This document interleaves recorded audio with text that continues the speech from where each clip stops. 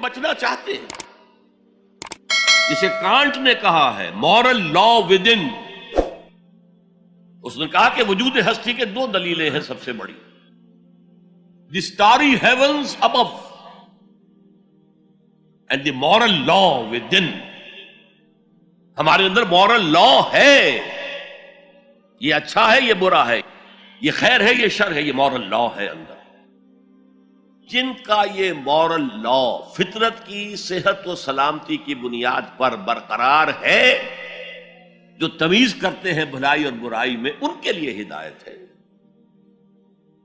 اولاً وہی آتے ہیں سلیم الفطرت لوگ، ابو بکر اور عثمان رضی اللہ تعالی عنہما، والذین اتبعوہم بإحسان. پھر کچھ لوگ ان کے پیچھے پیچھے بھی آتے ہیں.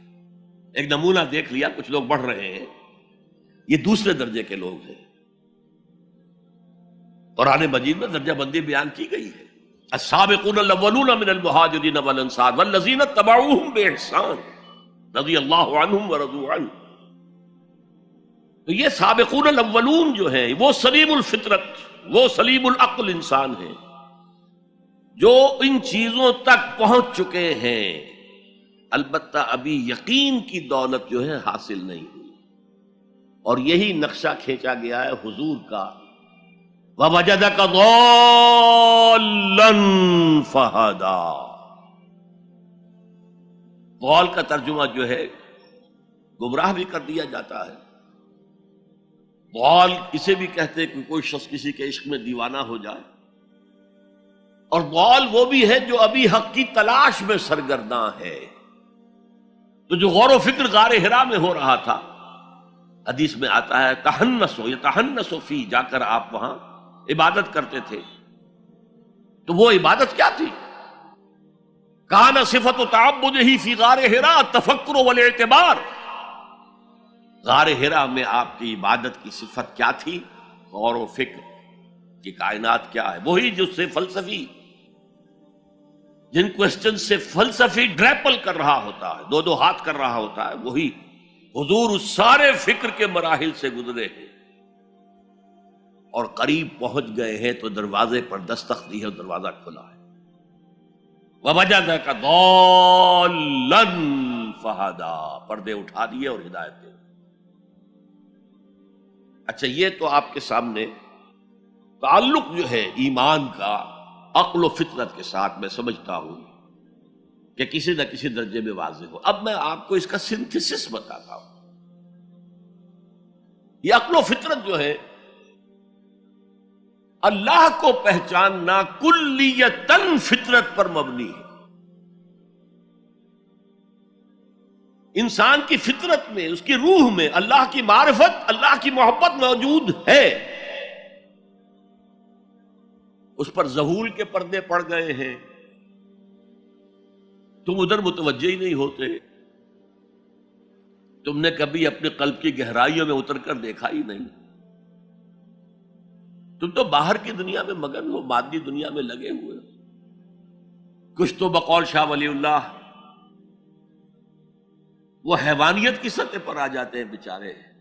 صبح سے شام تک کی کمر توڑ دینے والی محنت کے بعد بھی ان کی بنیادی ضرورتیں زندگی کی پوری نہیں ہوتی. وہ کیا کسی سے لو لگائیں گے، کیا خدا کو یاد کریں گے. کاد الفقر ان یکون کفرا. یہ فقر اور احتیاج اور مفلسی تو انسان کو کفر تک پہنچا دیتا ہے. حضور کی حدیث. تو تم ادھر متوجہ ہو، ہماری طرف متوجہ نہیں ہوتے. حضرت ابراہیم کا قول کیا تھا؟ انی وجہت وجہی للذی فطر السماوات والارض حنیفا وما انا من المشرکین. اور یہ نماز کا افتتاح بھی ہے. انی وجہت وجہی، میں نے اپنا رخ سیدھا کر لیا ہے اللہ کی طرف، حنیف یکسو ہو کر. دائیں بائیں کوئی میری توجہ نہیں جا رہی. یہ ہے در حقیقت اس عبادت کا تقاضا، جو کہ شکر کا لازمی نتیجہ. اب اس کا سنتھیسس دیکھیے. میں نے کہا کہ سب سے پہلے ایمان باللہ وہ کلیتاً فطرت پر ہے. اسی لیے کانٹ نے یہ ثابت کیا، ایک کریٹیک آف پیور ریزن اس کی کتاب جس نے ہنگامہ پیدا کر دیا تھا پورے یورپ میں. اس وقت تک کرسچینٹی ڈومیننٹ تھی اور مذہب ایک اہم عنصر تھا انسانی زندگی کا. اس نے کہا اللہ کے وجود کے لیے جتنے منطقی دلیلیں دی گئی ہیں سب غلط ہیں، میں سب کو کاٹ کر دکھاتا ہوں. جیسے ہم کہتے ہیں لوہے کو لوہا کاٹتا ہے، منطق نے منطق کو کاٹ دیا. There is no logical reason to prove the existence of God. A critique of pure reason، میں نے کہا تھا pure reason، عقل خالص جو فطرت سے رہنمائی نہیں لے رہی. وہ فلسفہ جو ہے اس کی منزل کیا ہے؟ ایگنوسٹسزم یا اسکیپٹسزم، لادریت یا ارتیابیت. پھر اس نے ایک کتاب لکھی بعد میں، کرٹیک آف پریکٹیکل ریزن. اس نے کہا کہ عملی طور پر انسان اخلاق حسنہ اختیار کر ہی نہیں سکتا جب تک کہ خدا کو نہ مانے. یہ نیسیسٹی ہے انسان کو کہ مانے. علامہ اقبال نے اس کو تسلیم کیا ہے، کانٹ کے اس دعوے کو. وہ ان کی کتاب ہے reconstruction of religious thought in Islam, کہ کوئی منطقی دلیل خدا کے وجود کو ثابت نہیں کر سکتی. متکلمین نے کوششیں کی ہیں لیکن دلیل دلیل کو کاٹ دیتی ہے، منطق منطق کا توڑ کر دیتی ہے. وہ صرف قرآن نے لفظ آیت استعمال کیا جو میں نے بیان کیا تھا. اس کائنات میں ہر شے اللہ کی نشانی ہے. جیسے آپ کو اپنے کسی دوست کی دی ہوئی کوئی شے دیکھتے ہی دوست یاد آ جاتا ہے، ایسے ہی آفاق و انفس میں اللہ کی نشانیاں ہیں. تمہارے اندر بھی اللہ کی نشانیاں ہیں. ذرا توجہ تو کرو، آفاق کو دیکھو، کھول آنکھ، فلک دیکھ، زمین دیکھ، فضا دیکھ. افلا ينظرون الى الابل كيف خلقت والى السماء كيف رفعت والى الجبال كيف نصبت والى الارض كيف سطحت فذكر انما انت مذکر. کیا یہ دیکھتے نہیں، غور نہیں کرتے اونٹ کو کیسے پیدا کیا گیا، کتنا اپنے ماحول کے ساتھ مناسبت رکھتا ہے. 7 دن نہ کچھ کھانے کو ملے نہ پینے کے ملے، اس سے کوئی پرواہ نہیں. صحرا لقدق صحرا کا جہاز، وہ دیکھتے نہیں آسمان کیسے بلند کر دیا گیا، دیکھتے نہیں پہاڑ کیسے گاڑ دیے گئے، دیکھتے نہیں زمین کیسے پھیلا دی گئی. اے نبی آپ یاد دہانی کرائیے، یہ نشانیوں کی طرف متوجہ کر دیجئے. آپ سوائے یاد دہانی کرانے والے کے اور کچھ نہیں ہے. آپ کے ہاتھ میں اختیار نہیں ہے کہ آپ اللہ کو منوا لیں. یہ تو تمہارے اندر سے فطرت سے ابھر کر گواہی آئے گی. اب دیکھیے اس کے لیے آیت، جسے میں یہ قرآن مجید کی طویل آیات میں سے جیسے آیت البر ہم نے پڑھی تھی، ان فی خلق السماوات والارض واختلاف اللیل والنہار والفلک التی تجری فی البحر بما ينفع الناس وما انزل اللہ من السماء من ماء فاحیا به الارض من بعد موتها وبث فیہا من کل دابۃ وتصریف الریاح والسحاب المسخر بین السماء والارض لآیات لقوم یعقلون. یقیناً آسمان اور زمین کی تخلیق میں، رات اور دن کے الٹ پھیر میں، اس کشتی یا جہاز میں کہ جو ایسا سامان لے کر چل رہی ہوتی ہے جو لوگوں کو نفع پہنچاتی ہے، اور وہ جو اللہ نے آسمان میں سے پانی اتارا اور اس سے زمین کو اس کی موت کے بعد زندہ کر دیا اور زمین میں پھیلا دیے ہر طرح کے جاندار، اور یہ ہواؤں کا چلنا اور یہ بادل جو مسخر ہے زمین و آسمان کے مابین، ان میں سے ہر ایک نشانی ہے، پہچانو. کیا مطلب؟ تم نے کسی مصور کی تصویر دیکھی، تعریف تصویر کی کرتے ہو یا مصور کی کرتے ہو؟ مصور کا کمال ہے، تصویر میں کیا ہے؟ ہاں وہ اپنے منہ سے بول رہی ہے، اپنی زبان حال سے اپنے بنانے اپنے مصور کی تعریف کر رہی ہے. تو کائنات کا ذرہ ذرہ اللہ تعالیٰ کی نشانیوں پر ہے. شیخ سعدی نے کہا، بڑا پیارا شعر ہے، برگ درختان سبز در نظر ہوشیار ہر ورق دفترست از معرفت کردگار. یہ جو سبز درختوں کے پتے ہیں، ایک نگاہ ہوشیار جو کہ ان کی حقیقت کو پہچان سکے اس کے نزدیک ہر پتا معرفت کردگار کا ایک بہت بڑا دفتر ہے. اور آج ہمیں معلوم ہے ہر پتا ایک فیکٹری ہے، فوٹو سنتھسس کا عمل اس میں ہو رہا ہے.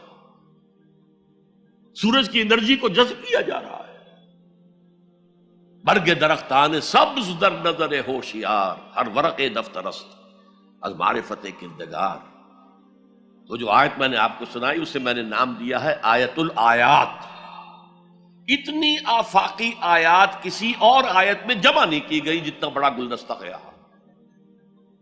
ان فی خلق السماوات والارض واختلاف اللیل والنہار والفلک التی تجری فی البحر بما ينفع الناس وما انزل اللہ من السماء من ماء فاحیا به الارض بعد موتها وبث فیها من کل دابۃ وتصریف الرياح والسحاب المسخر بین السماء والارض لآیات لقوم یعقلون.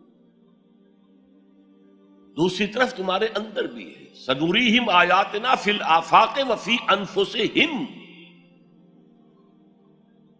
بے دل نے خوب کہا تھا، یہ چوٹی کے شعراء میں سے رہے ہندوستان کے، یہاں تک کہ غالب کو کہنا پڑا کہ طرز بے دل میں ریختہ لکھنا اسد اللہ خان قیامت ہے.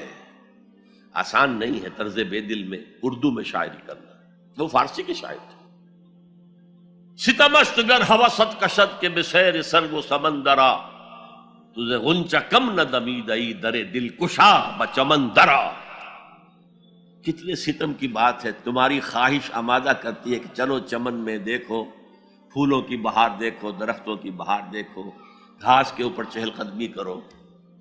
ارے تم خود ایک پھول سے زیادہ کھلے ہوئے ہو.